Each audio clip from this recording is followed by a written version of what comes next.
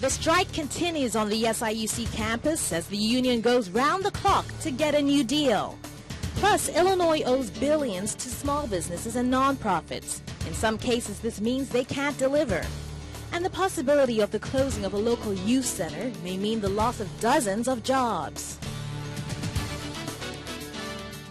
Live from the campus of Southern Illinois University, Carbondale.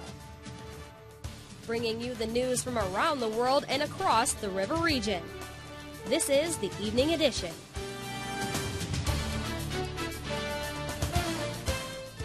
The Faculty Association, as of now, is still on strike, but it looks like an agreement may come soon. Good evening, I'm Isabel Lewo. And I'm David Aid. It's now the sixth day tenure and tenure-track professors are not on the job. Many students are faced with empty classrooms, and the entire campus hopes for a resolution. Jana Kennedy is here with more. Jana? David, I was outside the bargaining rooms all day today, and both sides seem frustrated. The faculty and administration has been meeting with a federal mediator all day. After bargaining for over 27 hours on Sunday and through Monday, both groups decided to take a break last night. They returned to the bargaining table today, but agreement still has not been made. Spokesperson for the Faculty Association says progress has been made in some areas. A relatively small number of issues that remain to be resolved, and so if both sides are willing and able to be flexible and to compromise and to meet in the middle, an agreement is possible within a fairly short time frame.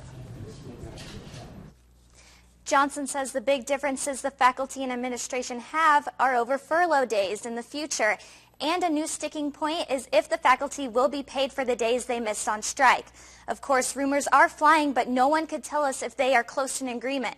There is still no word whether bargaining teams will camp out again tonight or go home and continue tomorrow. David, Isabel, back to you. Thanks, Jana. And meanwhile, the SIUC administration has gone directly to the campus community to state its case. An email sent by SIUC Chancellor Rita Chang outlines the proposals the university says it has brought to the table. The university says it will guarantee no furloughs for the 2012 fiscal year. The email says the university will include the Faculty Association in discussions about declaring a financial emergency. But the university will not agree to reimburse the lost wages or benefits for any faculty member participating in the strike. And many students face classes without their professors and are making their voices heard. Hundreds of students, faculty, and community members met outside of Anthony Hall this afternoon to protest in solidarity with the Faculty Association. The group marched around campus in an effort to get the administration to come to an agreement. This rally came after a similar one held yesterday afternoon. According to an FA member, this was the largest student protest that she has seen in the 10 years she's been here. Well, David, it was another beautiful fall day outside. It really was. 70 degrees in November. I couldn't believe it outside. I don't know what's going on with these temperatures, but Kristen Hafter is in now. Tell us what is going on. 70 degrees, Kristen. Why is it so warm? Well, the 70-degree weather was nice, but is going to start changing starting tomorrow. But tonight we are going to start seeing some isolated thunderstorms, and we will have an overnight low of 58 degrees, which really isn't too bad for a low either, but temperatures aren't going to warm up too much tomorrow. We will see some of those showers sticking in through tomorrow morning, but they will clear up by the midday, where we'll have partly cloudy skies, but we'll only see a high of 58 degrees. And if you stick around for my full forecast, I'll let you know what temperatures will be like later on in the week. Until then, David, back to you. Thanks, Kristen. $5 billion. That's the amount the state owes to businesses all over Illinois, impacting doctors, hospitals, and social service agencies statewide. Evening Edition's Chris Slaby joins us live in studio. Chris? By the end of 2011, it's estimated the total amount owed to businesses and agencies will go up to $8 billion. I spoke with two local businesses which depend on money from the state. He said the current situation is daunting, but in the end, it'll be not a matter of if, but when they'll be paid. The Good Samaritan House is a nonprofit that helps underprivileged families all over Jackson County. This year, the house is on pace to serve around 29,000 meals to people who can't afford to eat and house numerous homeless every night. Now, it's going to be tougher for Good Samaritan to offer its services. We're getting squeezed from both ends. We're getting squeezed on funds, and then we're getting squeezed on our numbers going up. Good Samaritan is owed more than $11,000 by the state of Illinois. But unfortunately, it's not the only one in such a predicament. According to this website, Deadbeat, which is an effort to offer bill transparency from the Illinois Comptroller's Office, there are thousands of businesses and agencies waiting to be paid in Illinois, totaling nearly $5 billion. The only way really we can prioritize it, because it's extremely subjective. We try to pay as they come in. We try to pay the oldest bills first and get those so that we don't have people waiting forever for these things.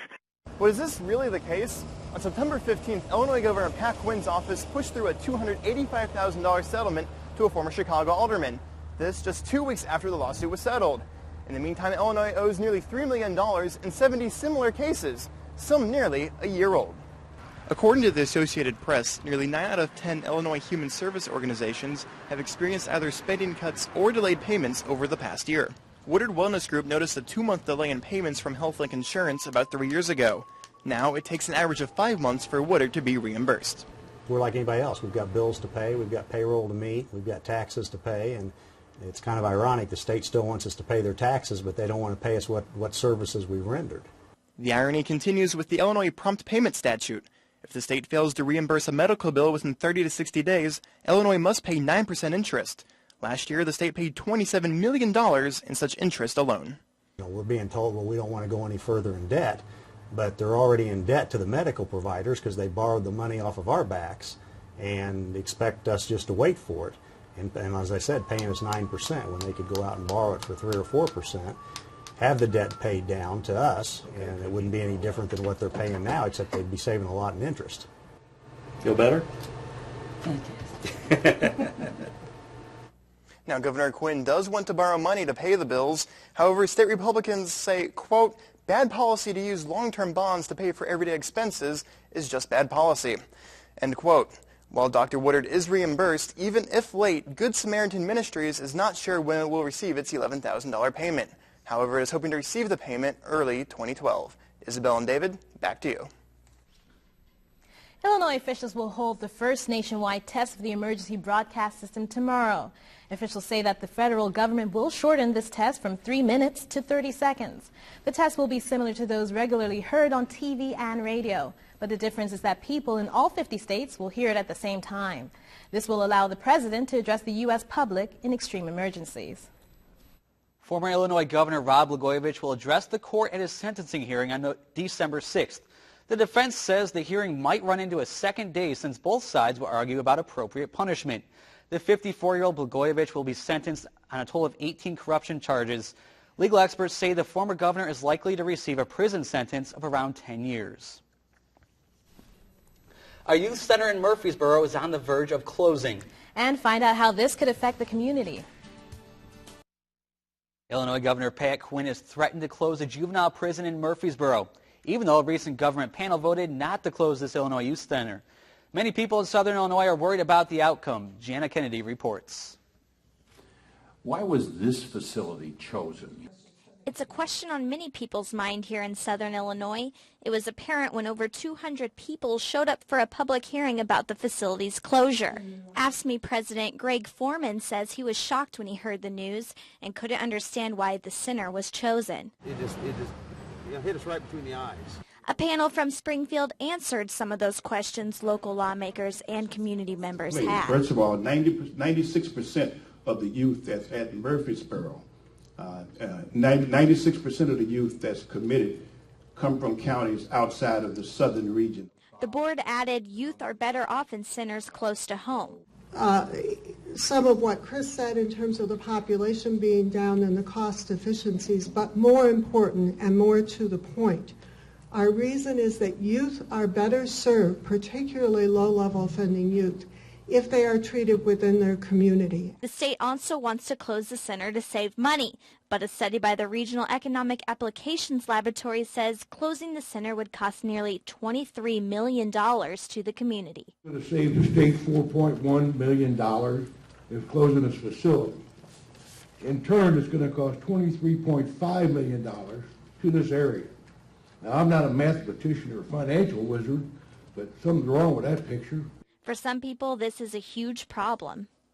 It's very personal. Julie Nolan and her husband both work at the youth center while she takes care of her father with cancer. We have 2 little girls, and it It's so unnerving, not knowing if you're not going to be able to provide for your family. The board recommended the center not be closed, but Governor Quinn still makes the final call. Now it's up to them, you know. I mean, we're, you know, for lack of better words, we're at their mercy as to what kind of decisions they make. You know, we're just hoping that they make the right decision. In Murfreesboro, Jana Kennedy, Evening Edition. The panel voted 7-4 in favor of the center, but the final decision has not yet been made. State legislators returned to the Capitol today and are currently negotiating whether or not to keep the center open. An Illinois House committee has approved a smaller gambling expansion plan earlier today. The new plan would allow slot machines at horse racing tracks, but not in Chicago airports. Democratic Representative Lou Lang says the measure could be changed even more before a vote by the full House. The governor has a number of concerns about the bill and has threatened to veto it. More Americans are getting behind on their mortgage payments.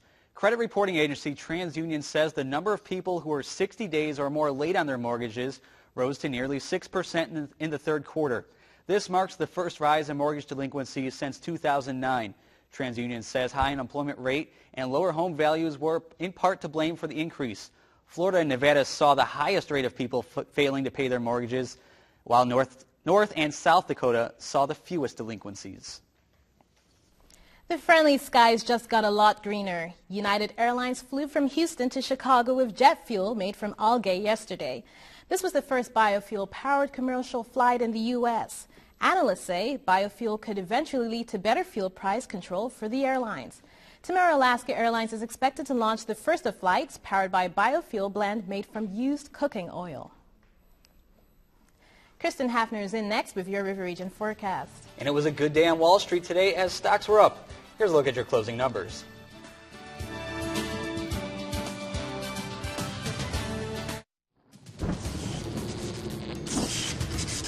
And now the forecast for the River Region. This is your Evening Edition weather.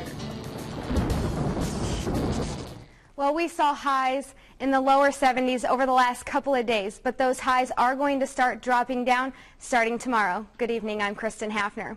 We do have some storms that are going to be brewing into the southern Illinois area starting this evening, and although it's just going to be some isolated thunderstorms and not too much to have to worry about, it is going to produce some pretty heavy winds, and those winds are going to be sticking through to tomorrow, and we're going to be seeing some pretty high gusts. But one thing that we do have to look forward to is going to be some sunny skies this weekend. Our temperature is at 72 degrees right now, and our dew point is at 56 degrees, with our humidity at 57%, and our winds are coming from the south at 13 miles per hour, so we're already seeing those strong winds coming from those storms that we're going to be seeing here in just a couple of hours. We did have a high of 73 degrees with, we're going to be seeing an overnight low of 58 degrees, which isn't too cool, but it's not going to warm up too much tomorrow. And we haven't seen any precipitation yet. We are anticipating to see just under a half of an inch tonight from these storms. But in the southern Illinois area, temperatures are all about the same, and there are 72 here at Cape Girardeau, Carbondale, Marion, and Paducah. Mount Vernon is a little cooler at 70 degrees, and Belleville is by far our coolest, 9 degrees cooler than most of the southern Illinois area at 63 degrees.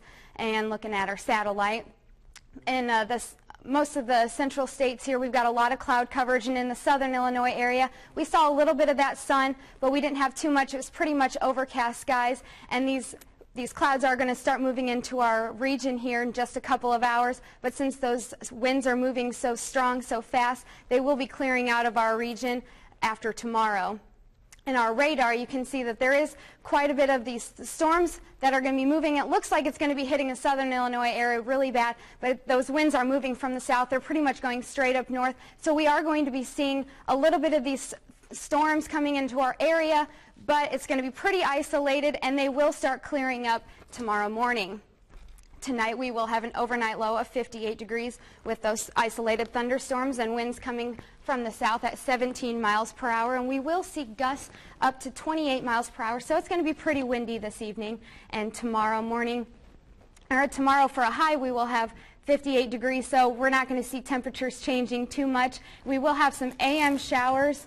There won't be thunderstorms, but we will be seeing some of that rain, but by the midday we will have partly cloudy skies, and those winds will be still pretty strong at 19 miles per hour. But by tomorrow night, the winds will calm down, coming from the northwest at 9 miles per hour with clear skies. So finally those clouds will clear up, but we will have an overnight low of 34 degrees. It's going to be pretty close to that freezing point, so tomorrow night is going to be very, very chilly. On Thursday, Friday, and Saturday, we will be seeing that sun finally. We won't have any clouds to worry about, but like I said, those temperatures are going to be pretty cool. Thursday we'll have a high of 51, Friday a high of 57, Saturday a high of 62, Sunday we'll have some storms coming in. Monday we'll see those storms, and we will have a high of 65 on both days. All right, thanks, Kristen. Well, one legendary college football coach may be on his way out the door, and it's because of a scandal involving him and his university. That's right. Evening Edition's Nicholas Gresham is actually in today to talk to us about that. Nick? Yes, Joe Paterno, who has been coaching at Penn State for so long, may be forced out of his coaching position due to the acts of one of his former coordinators, Jerry Sandusky. And listen to what Coach Lennon believes are the key issues as the Dogs need to fix for Saturday's Blackout Cancer game. All that and more next in sports.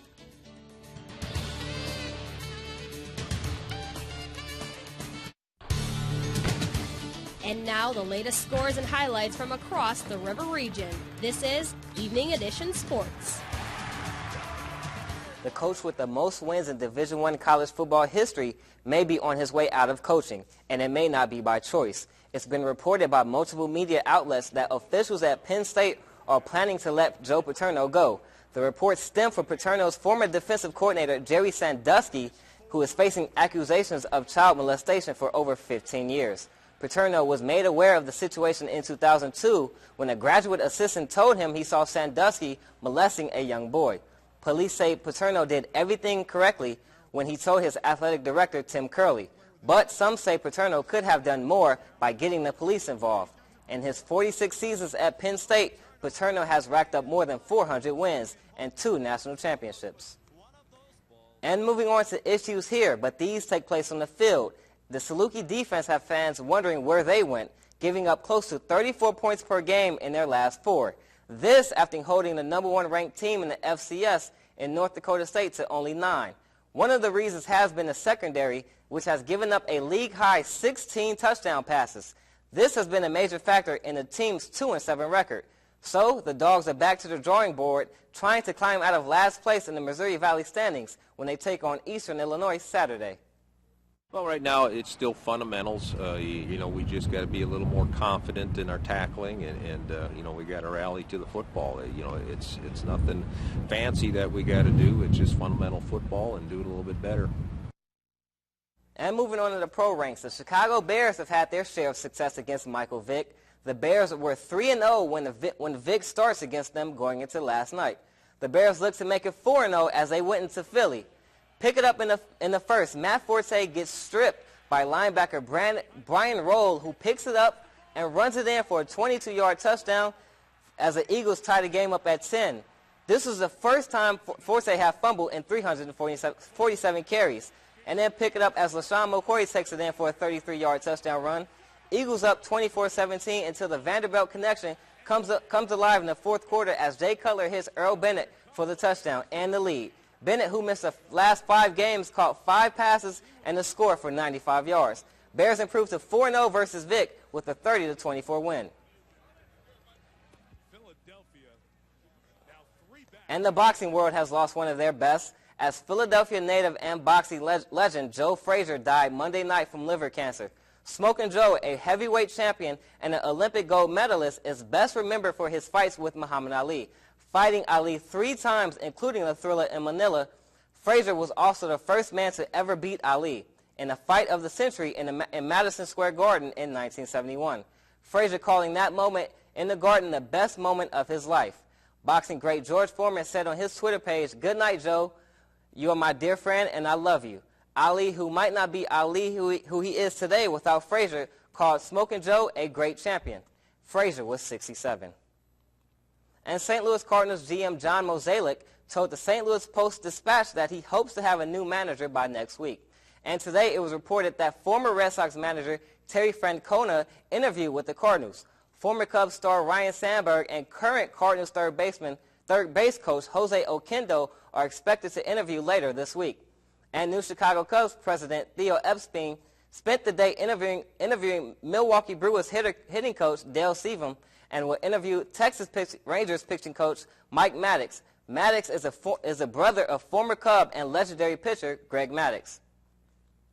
And St. Louis Blues new coach Ken Hitchcock will make his debut tonight as a division-leading Chicago Blackhawks come to town. Hitchcock, who lifted the Stanley Cup with the Dallas Stars in '99, has his work cut out for him. Good news, because the Blues are at the bottom of the Western Conference standings. Good news for Hitchcock is that the Blues picked the right time to face the Blackhawks, who come in on a 2-game losing streak and have given up 11 goals in those 2 games. Puck drops at 7 at the Scott Trade Center. All right, thanks for that great sportscast, Nick. A new study about fast food may surprise you. And find out why next.